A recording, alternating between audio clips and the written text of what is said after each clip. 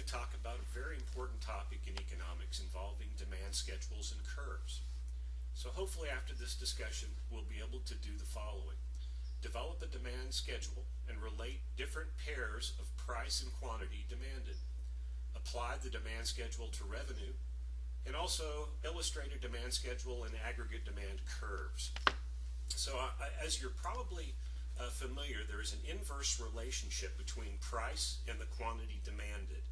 And I think as we get involved in the demand schedule, you'll understand that or see that a little better. So let's talk about a demand schedule. Really, a demand schedule, it can be done at an individual level or it can be done at an aggregate level. A demand schedule is basically just a table, it's tabular form, showing the quantities of a good that a consumer is willing to and able to buy at various price points. So what I did, just for this example, I'm talking about just your regular bottle of Aquafina here. And I chose price points of $2.50 and then at 50-cent levels all the way down to 50 cents. So here's my price points on my bottle of water. Okay?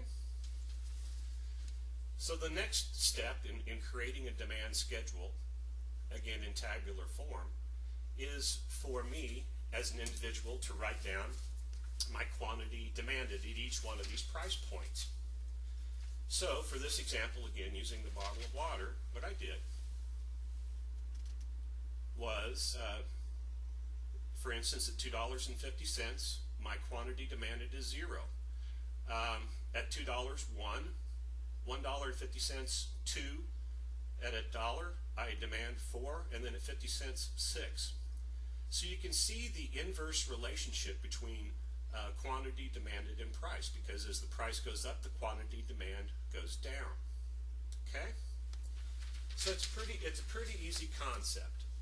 So what I'd really like to do now is, we'll use this as a class participation exercise. I want you to think about that bottle of water again and the price points that I gave you from $2.50 down to 50 cents in 50-cent increments. I want you to think about the quantity that you would demand at each of those prices, and then give you a couple minutes to think about that, and then we'll put it together and see what our aggregate demand schedule looks like.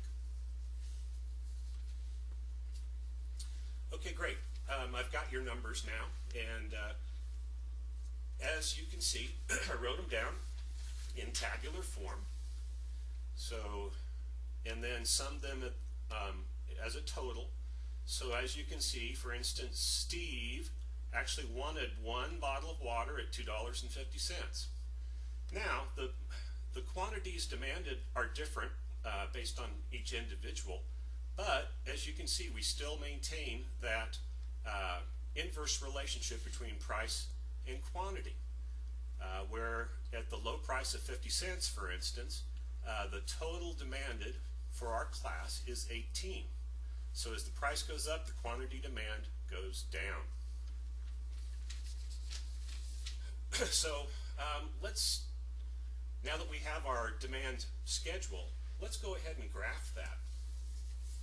And in economics, what we normally do is we put price on the y-axis and quantity on the x-axis, or the horizontal axis.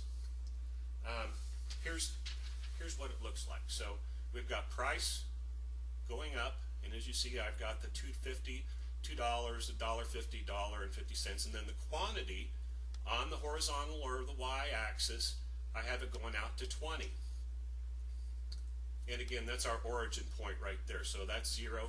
Anything going up or anything going out is a bigger number. All right? So now what we do is we take the total numbers that we had and create an aggregate supply curve. And basically all I'm doing is taking the price point and the quantity demanded and graphing it. So here's how I did that. So as you can see, at $2.50 we had one demand At $2, we had 4 demanded. At $1.50, 7. At $1, 12.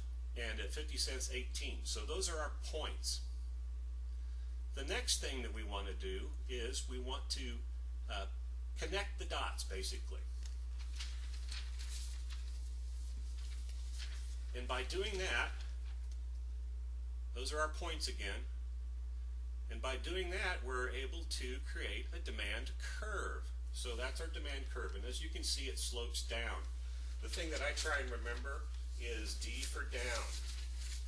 D for demand, D for down. So, now that we have those established, let's think about revenue. And determining revenue, all we do is take the price point and multiply it times the quantity demanded. So, as you probably recall, in our example, we had 1 demand at $2.50. So that would create a revenue of $2.50. At $2, we had 4 demand, so that would create a revenue of $8. I went ahead and filled out the rest of it.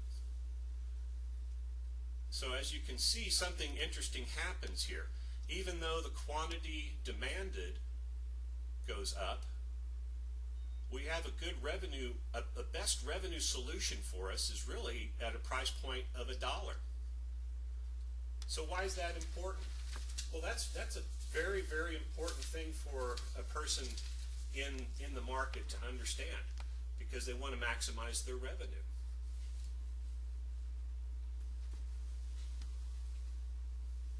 So hopefully, by doing this, we have an understanding of how to develop a demand schedule and relate the pairs of price and quantity to revenue, how we create a demand curve, and how we can illustrate a demand schedule and a demand curve.